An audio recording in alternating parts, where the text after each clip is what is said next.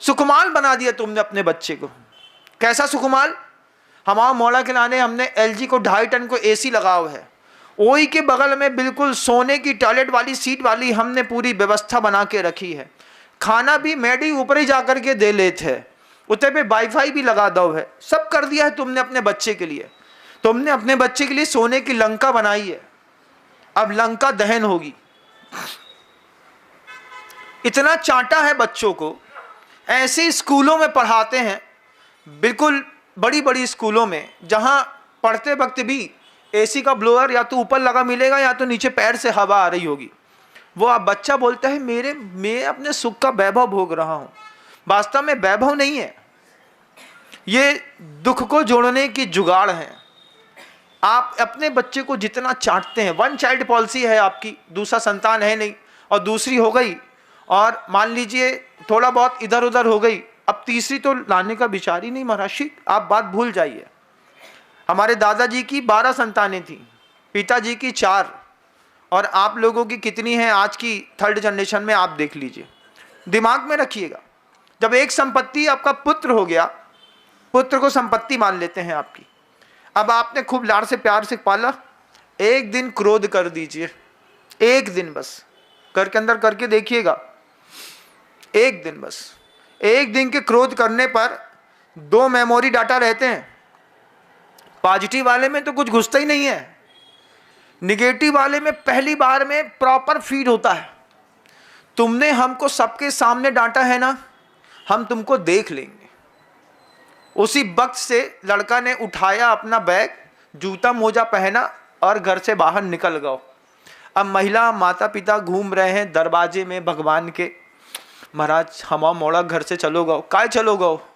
कछु नहीं महाराज, 22 साल तक अच्छे से पालो, एक दिन गुस्सा कर दो कि गुस्से में भाग गो। संपत्ति है तुम्हारी और जितने अच्छे से रखना है रख लो, लेकिन क्रोध करने पर संपत्तियां टूट जाती हैं। चेतन हो या अचेतन, दोनों में प्रभाव पड़ता है बंधुओं। तो तत्स्थैर्यार्थम भावना पंच पंच, कि किसी भी कीमत पर क्रोध को सही आकार देना है। आचार्य भगवान जब हम लोग के ऊपर कभी क्रोधित होते थे, कभी मुंह से बोल करके कम डांटते थे, आंखें दिखा करके डांटते थे। ऐसा बड़ी बड़ी आंखें गुरुजी की याद रखिए कैसे दिखाते थे। जब उनके कमरे में जाता था और जब गुरुजी बड़ी आंख दिखाते थे, ऐसा देख लेंगे और आंख बंद करके ऐसे बैठ जाएंगे, तो बंद आंख में भी गुरुजी के गोलक जो थे वो आंख से बाहर झांकते थे। उससे भी डर लगता था कि इतना बड़ा गोलक है, सामने बैठे हैं, ऐसा खोल के देखेंगे तो भस्म ना हो जाए। इतना डर लगता था गुरुजी से। और बस ऐसा देखेंगे, क्यों तुम्हारे बारे में कोई कुछ कह रहा था। इतना बोलना है कि 3 दिन की रोटी पानी खराब। आचार्य जी ने कुछ बोला नहीं हमको, बस इतना ही बोला, बस लोग तुम्हारे बारे में कुछ कह रहे हैं। इतने में तो अब हम ही पता करते रहे लोग हमारे बारे में क्या कह रहे हैं, पता ही नहीं चला। फिर जाकर के 3 दिन बाद गुरु जी पूछा, आचार्य जी आप कुछ कह रहे थे कि लोग हमारे बारे में कुछ कह रहे हैं। हाँ, लोग आपके बारे में कह रहे हैं कि आप लेट समाइक करते हैं। हमने कहा धत तेरी की। 3 दिन तक ऐसा धक्का लगा, लोग हमारे, अब भैया बड़े आचार्यों के सामने कौन किसकी कैसी चुगली कर जाए, का बोल जाए, का पता चला कि तुम समाइक में लेट बैठते हो। हमने कहा आचार्य जी 7 बजे तक बैठ जाता हूँ हर हाल में। तो गुरुजी बोलते हैं 5:45 बजे अंधेरा हो जाता है, 7 बजे तक क्या करते रहते हो। हमने कहा कल से आप जैसा बोले। तो उन्होंने इरापत भक्ति में बोला 6:15 बजे तक सब कोई समाइक में बैठ जाएंगे। हमने कहा बड़ा बहुत अच्छा, 6:15 पे बैठ जाएंगे, 8 बजे सो जाएंगे। अब कितनी समाइक करेगा आदमी, है ना। फिर जैसे ही उसमें भी गड़बड़ हुई एक बार हमारे साथ, 8 बजे हमारे कमरे से दूसरे के खर्राटे की आवाज़ आने लगी। गुरुजी को पता था कि बगल में यही सोता है। हमसे पूछते कितने बजे सोते हो, हमने टाइम नहीं बताया। हमने कहा जब नींद आती है तब सो जाते हैं, हमें टाइम बता दो फंस जाएंगे। तो फिर गुरुजी बड़े स्नेह से बोलते हैं सबको, एक को समझाना नहीं होता कभी गुरुजी का, सबको समझाते थे। बोलते हैं समाइक कर लीजिए, समाइक करने के बाद एक बार पूरे समय सार का पाठ करना है सारे साधुओं को। उसके बाद पूरा द्रव्य संग्रह और रथ कृंडक सावकाचार, 3 पाठ का नियम ले लीजिए आप लोग। एक दूसरे को ऐसा देख रहे थे, 439 गाथाएं समय सार की, 150 सावकाचार की, द्रव्य संग्रह की 50, कुल मिला के जोड़ी तो 550 गाथाएं हो गई, 550 600।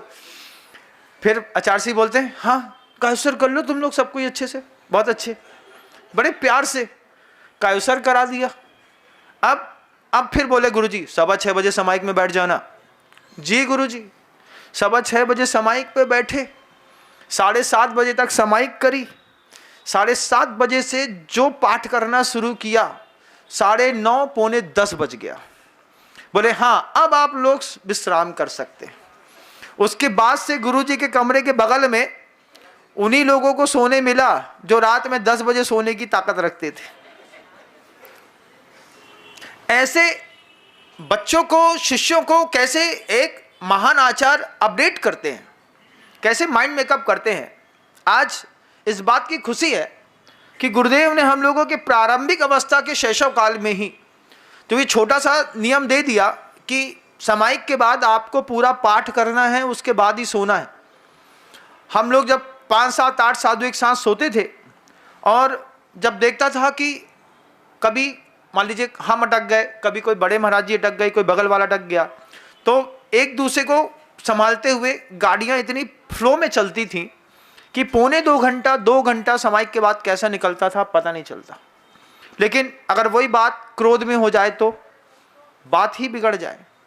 आपकी वो जो संपत्ति आपने पाल के रखी है, जिसको आप संपत्ति समझ रहे हैं बंधु, उस संपत्ति के साथ आप क्रोध का प्रयोग नहीं कर सकते। दुकान में कस्टमर के साथ, परिवार में सदस्यों के साथ, तो परिवार में सदस्यों के साथ ऊपर महाराज जी क्रोध तो आता ही है, घर में विवाद ना हो ऐसा तो होता ही नहीं है।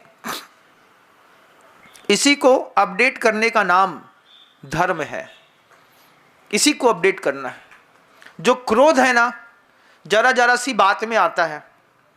एक घर में लिखो, मैं अपने परिवार को बहुत प्रेम करता हूँ, मेरी भाषा खराब हो सकती है लेकिन मेरा भाव खराब नहीं है। ये घर में लिखना पड़ेगा आपको। सबके सामने जितनी बार लोग पढ़ेंगे कि मैं अपने परिवार से बहुत प्रेम करता हूँ, और सब कोई अपनी अपनी राइटिंग में लिखो, एक कागज पे लिख दो पापा, फिर लिख लो नीचे लोग मम्मी, नीचे लिख दो भैया। उसमें जब भी कोई निकलेगा तो उसको पढ़ेगा कि मैं अपने परिवार से प्रेम करता हूँ, मेरी भाषा खराब हो सकती है लेकिन मेरा भाव खराब नहीं है। इस कारण भी हो सकता है आपका क्रोध परिवार के लोग सह लें, क्योंकि व्यक्ति की एक टॉलरिंग कैपेसिटी है। एक समय के बाद पिता की डांट का जैसे जीवन में कोई असर नहीं होता है क्या? आज मान लो तुम्हारे पापा डांट दे तुमको, तो 45 साल की उम्र में कोई पापा डांट दे, तो गुरुजी डांट दे, तो आज भी असर होता है। आज भी दिल धक्क करता है। रात के अंधेरे में भी समाइक में कभी गुरुवर से वार्तालाप हो जाए तो वैसे समझाते हैं। मुद्रा याद आती है गुरुजी की, कैसे कमरे में बैठे रहते थे, नीचे सिर करके हाथ ऐसा रखा रहता था। गेट से कोई आता था, सिर नहीं उठाते थे, ऐसे आंख उठा करके देख लेते थे, आंख बंद करके धीरे से बात करते रहते थे। फिर धीरे से ऐसी उंगली उठा करके बोलते थे, आपने ऐसा कैसे किया? वो मुद्रा आज भी स्वप्न में याद आती है। दिन भर के अपने पूरे वर्किंग आवर्स में जो भी काम करता हूँ, शाम को जब स्वयं उसकी समीक्षा करता हूँ गुरुजी के सामने बैठा करके, तो गुरुजी से कभी कभी कुछ ना कुछ ऐसे संकेत मिलते हैं कि अगली बार ध्यान रखना। जी गुरुदेव, इसको कहते हैं प्रेम की पराकाष्ठा।